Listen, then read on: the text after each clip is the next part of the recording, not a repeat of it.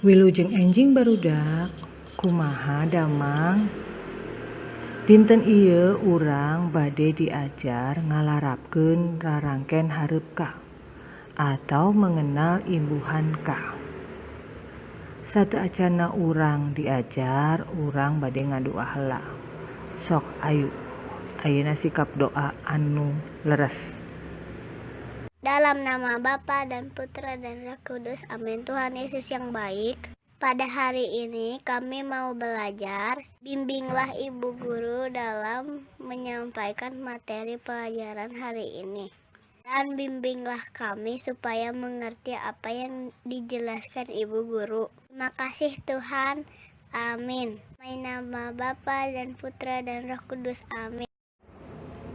Rarangken hareup ka aya 2 jenisna, anu ngawangun kecap pagawean jeung kecap panganten. Imbuhan ka itu ada 2 macam, sebagai kata kerja atau sebagai kata depan. Upami dina kecap pagawean ditulisna dihijikeun, gunana ngawangun kecap pagawean anu hartina teu dihaja. Imbuhan ka sebagai kata pekerjaan atau kata kerja ditulisnya disatukan. Gunanya membangun kata kerja yang artinya tidak sengaja. Contohnya, bawa plus ka jadina kabawa, ambil jeung ka jadina kaambil, candak dibere rarangken ka jadina kacandak. Artina teu dihaja kabawa, teu dihaja kaambil atawa teu dihaja kacandak. Ari dina kecap pangantet ditulisna kedah dipisahkeun, gunana nuduhkeun tempat atawa jelema anu dituju. Imbuhan ka kalau sebagai kata depan menulisnya dipisahkan, sama seperti di bahasa Indonesia. Gunanya untuk menunjukkan tempat atau orang yang dituju. Contona kalimat kecapna imah jeung rarangken ka jadina ka imah, dipisah nulisna. Sisi jeung rarangken ka jadina ka sisi, dipisah. Pasar jeung rarangken ka jadina ka pasar.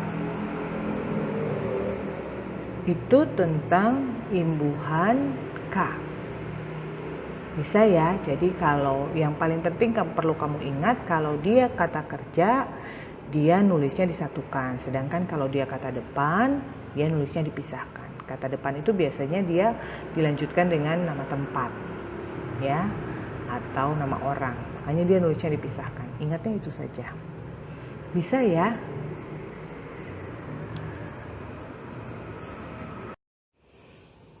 Lamun barudak ayeuna tos tiasa ngalarapkeun rarangken hareup ka, aya tugas nu kudu digawekeun. Nya dina buku Midadami. Candak buku Midadamina sok ditinggal. Tugasna kerjakeun latihan dina halaman 24 nepi ka 20 genep di buku Midadami.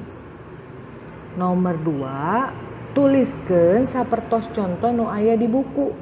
Jadi cara nulisnya seperti contoh yang ada di buku. Bu, contohna ditulis teu kedah, contohna teu kedah ditulis. Nulisna di mana, Bu? Nulisna dina buku tulis bahasa Sunda. Jeung nulisna kedah make huruf sambung. Masih kene seueur nu taca nulis ku huruf sambung. Make huruf sambungnya ku ibu diperiksa. Diparios ku ibu make huruf sambung. Lamun tos selesai tong hilap di garis tutup. Lamun tos lengse kerjakeun latihan ulangan dina Google Form ku ibu engke di share linkna. Tong hilapnya.